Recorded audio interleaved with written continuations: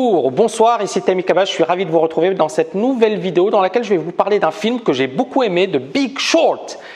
Je vous retrouve dans 2 petites secondes, à tout de suite.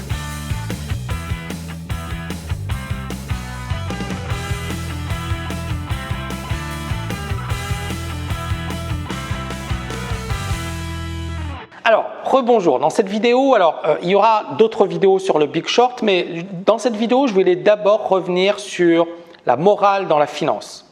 Est-ce qu'il faut être dégoûté par la finance?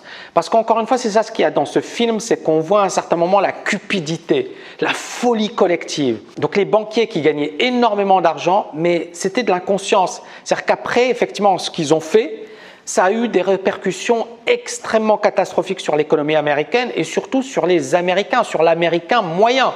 Moi, j'ai envie de dire, voilà, les banquiers ont fait beaucoup plus de dégâts que n'importe quelle guerre, que n'importe quelle maladie. C'est incroyable parce que à la suite de cette crise, on a eu 8 millions de personnes qui sont retrouvées quasiment à la rue, sans logement, beaucoup de chômeurs. Donc, c'était vraiment beaucoup de suicides parce que les gens qui perdent tout, qui n'ont pas de travail, qui se retrouvent à la rue, je peux vous dire effectivement, c'est la pire des choses qui puissent leur arriver et beaucoup effectivement se sont suicidés. Donc vraiment un film qui dépeint le monde sombre de la finance. Donc on a plusieurs aspects dans ce film. Premièrement, les agences de notation. Alors c'est intéressant parce que bon, les agences de notation, il faut savoir que ce sont des agences privées. Elles sont payées par les banques pour les noter. Donc c'est par exemple, moi je me souviens, je travaillais dans une entreprise, j'avais les agences de notation qui étaient venues nous voir et qui nous disaient, voilà, est-ce que vous voulez qu'on vous note? Alors on vous note et bien évidemment vous nous payez et puis vous aurez une note et cette note vous permettra de lever de l'argent ou de faire ceci ou cela, mais on va être payé pour vous noter. C'est quand même étonnant, c'est-à-dire on paye une agence de notation pour qu'elle nous note. Est-ce que vous pensez qu'on va payer quelqu'un si effectivement il va nous donner une mauvaise note? Je vous pose la question. Non.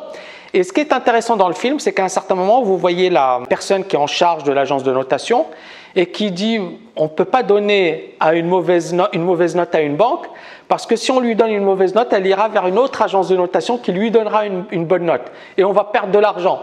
C'est quand même incroyable et vrai. Incroyable, mais vrai. Et c'est là où effectivement il y a un problème de la finance et il y a vraiment des choses à revoir. Ensuite, je pense qu'effectivement, beaucoup s'en souviennent, il y a une agence de notation américaine qui avait baissé la note de la France et beaucoup avaient dit oui, scandale, et qui avait baissé la note des États-Unis et beaucoup avaient crié au scandale. Mais dans les faits, normalement c'est leur job. Mais le pire, ce que j'ai envie de vous dire, c'est qu'ils sont payés par généralement des États, par des entreprises pour attribuer une note. Donc premièrement, premier bémol par rapport effectivement aux agences de notation. Deuxièmement, le biais momentum des banques. Vous savez, à un certain moment, il y a un trader qui va voir des banques et qui leur dit voilà, moi j'ai envie de vendre des subprimes. Est-ce que vous êtes OK? Bien évidemment, ils le regardent étonné et ils rigolent. Et ils se disent, on va bien le, entre guillemets, couillonner. Hein, parce que c'était ça leur truc, c'était de se dire, il va perdre et nous, on va gagner beaucoup. Et pourquoi ils le disaient? Parce qu'ils étaient non seulement arrogants, mais ils étaient piégés dans cette bulle. C'est-à-dire tout le monde se disait, ça va continuer. Tout le monde se disait, c'est l'euphorie. On gagne tellement d'argent, pourquoi ça va s'arrêter? Et le problème, c'est qu'effectivement, les banques gagnaient beaucoup d'argent sans prendre de risques. Pour elles, c'était de l'argent facile. Et c'est pour ça que beaucoup de gens parlent de trading. Non, non, trading, ça n'a rien à voir avec les banques. Les banques, elles sont gagnantes dans tous les cas. Donc là, elles gagnaient parce que justement, elles structurent des produits ou elles participaient à des montages financiers risqués, les subprimes, et elles ont gagné énormément d'argent. Et pourquoi les subprimes? C'était une bombe à retardement. C'est tout simplement qu'à un certain moment, on a commencé à prêter de l'argent à des personnes et on voyait que les prix de l'immobilier montaient. Donc les personnes se disaient bon, bah, je gagne, donc qu'est-ce que je vais faire? Je vais emprunter pour acheter un autre logement, etc., etc. Donc certaines personnes faisaient ça. Et puis ces banques, elles se sont dit waouh, c'est hyper rentable, c'est hyper juteux. C'est un super business et on ne peut que gagner. Et donc, elles ont créé des institutions, des sociétés qui leur permettaient justement de prêter Alors, ce n'est pas les banques directement qui prêtaient, mais ces sociétés permettaient de prêter à des personnes qui n'avaient aucune solvabilité. On les appelait les ninjas. No income, no job, no assets. No income, c'est pas de revenus. Il était au chômage, il n'avait pas de revenus. No job, il n'a pas de travail. No asset, il n'a même pas de logement. Il n'a pas de capitaux, il n'a pas de patrimoine. Donc il n'a rien. Et on lui dit, on te prête quand même de l'argent. Pourquoi? Parce qu'on lui prête à des taux démesurés, démentiels, mais on lui dit, tu sais quoi? Tu vas quand même gagner de l'argent parce que l'immobilier, ça monte. Et puis, ça va continuer de monter. Et puis, c'est super bien pour toi parce que tu auras ta maison. Waouh, l'indépendance, le rêve. Donc, le gars, il est au chômage. Il n'a pas de job. Il n'a pas de capitaux. Et on lui dit, on te prête quand même de l'argent. Il achète une maison et à des taux, bien évidemment, de folie. Et alors, ces gens-là empruntaient et à un certain moment, ils achetaient même d'autres maisons. Ils louaient. Donc, c'est très simple. Donc, je loue et effectivement, moi, j'empoche la différence entre le loyer et le crédit.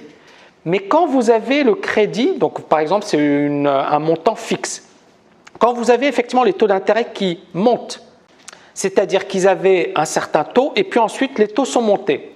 Et donc, ils se sont retrouvés avec des mensualités bien supérieures. Donc, on est dans une situation où, effectivement, par exemple, ils avaient une mensualité de 1 000 €, je dis n'importe quoi, mais c'est juste pour l'exemple, ils avaient une mensualité de 1 000 € et un loyer de 1 200 €. Super. C'est-à-dire qu'ils empochaient 200 € de différence. Ils étaient très contents. Mais imaginons, on se retrouve dans une situation où la mensualité n'est plus de 1 000 €, mais de 1 800 ou 2 000 €. Et le loyer n'est que de 1 200 €. Si j'ai un locataire, bien évidemment, je me retrouve avec une perte nette de 800 € si j'ai un locataire et de 2 000 € si je n'ai pas de locataire. Parce qu'il faut bien les sortir, ces 2 000 €. Et donc, on s'est retrouvé dans une bombe à retardement. Et donc, pourquoi les subprimes?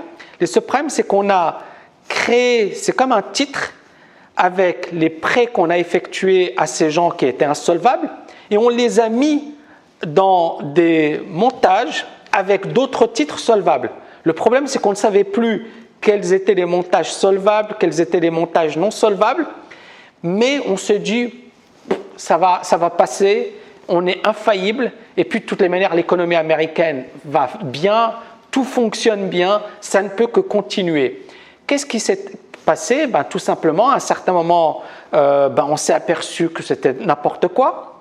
Les sociétés qui prêtaient à ces personnes qui n'étaient pas solvables ont fait faillite. Des grosses banques ont fait faillite et se sont retrouvées vraiment dans de grosses difficultés.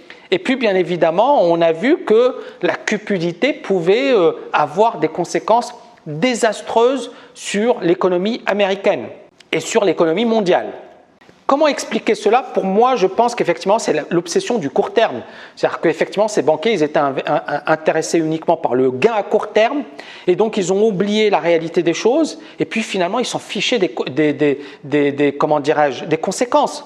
Parce que d'une certaine manière, il y avait le too big to fail. C'est-à-dire, ça passe ou ça casse. Ça passe, tant mieux, ça passe pas. De toutes les manières, l'État va nous aider. Et c'est ce qui s'est passé malheureusement. C'est-à-dire qu'effectivement, après la crise, l'État, le problème, c'est que si effectivement il laissait les banques tomber en faillite, il se retrouvait dans une situation pire et il était presque obligé de les financer. Et c'est quelque chose d'incroyable, mais vrai. Et c'est ce qui s'est passé. Donc, on a eu les taux qui ont été abaissés à 0 pour essayer de relancer l'économie. On a aidé ces banques. Et est-ce que vous pensez que ces banques ont arrêté? Non. Et à la fin du film, c'est justement ce sur quoi on revient. C'est est-ce qu'il y a finalement une morale? Et à la fin, c'est un peu humoristique. Il a dit oui, on a voté des lois qui empêchent aux banquiers de faire n'importe quoi. Et puis, bien évidemment, tout est super, tout est beau. Et bien évidemment, il dit non, ce n'est qu'une blague. Et on est reparti de nouveau vers une nouvelle bulle financière. Et les conséquences pourraient être encore plus dramatiques cette fois-ci. Et on en arrive à ça, c'est que, est-ce que dans l'histoire, on a eu ce type de phénomène? Oui. Est-ce qu'on en aura encore à l'avenir? Oui. Est-ce que c'est bien? Non. Mais est-ce qu'on peut l'empêcher? Non. C'est ça le problème. On ne peut pas l'empêcher parce que c'est la nature humaine. C'est comme si on voulait empêcher l'individu d'être ce qu'il est. Les comportements grégaires, les comportements moutonniers ont toujours existé et existeront encore à l'avenir. Tout ce que l'on peut faire, c'est bien évidemment créer des lois qui empêcheront cette myopie du court terme. C'est ce qui s'est un petit peu passé.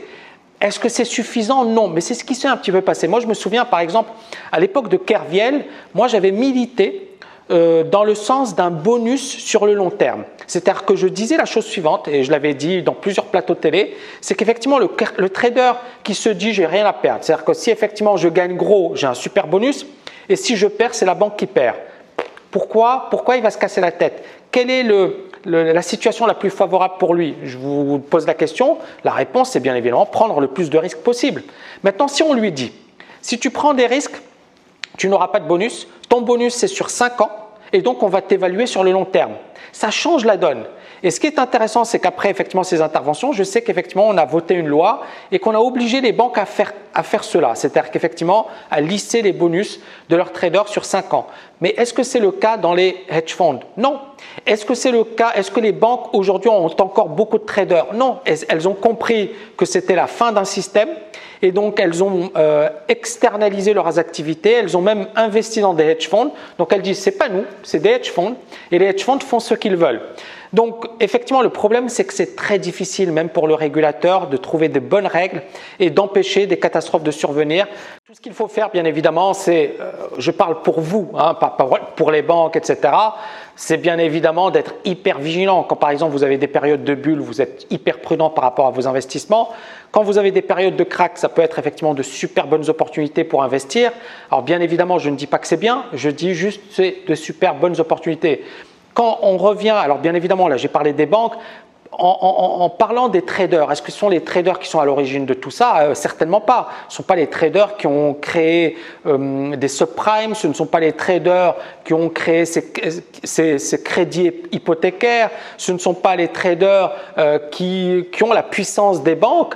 Maintenant, bien évidemment, un trader, c'est également un opportuniste. C'est vrai que c'est quelqu'un effectivement qui va essayer de capitaliser sur une situation, mais ce que j'ai envie de vous dire, c'est le trading, c'est pas facile, c'est pas de l'argent facile, et c'est là où encore une fois, quand un trader commence à gagner de l'argent facilement, c'est qu'il y a un problème. Et il doit justement être beaucoup plus vigilant qu'auparavant. Voilà, j'espère que vous avez aimé cette vidéo. N'oubliez pas de la liker et je vous dis à très très bientôt. Et si vous avez des questions, bien évidemment, n'hésitez pas à me les poser sous la vidéo. Je pense qu'effectivement, c'est un premier thème et on aura d'autres par la suite. À très bientôt.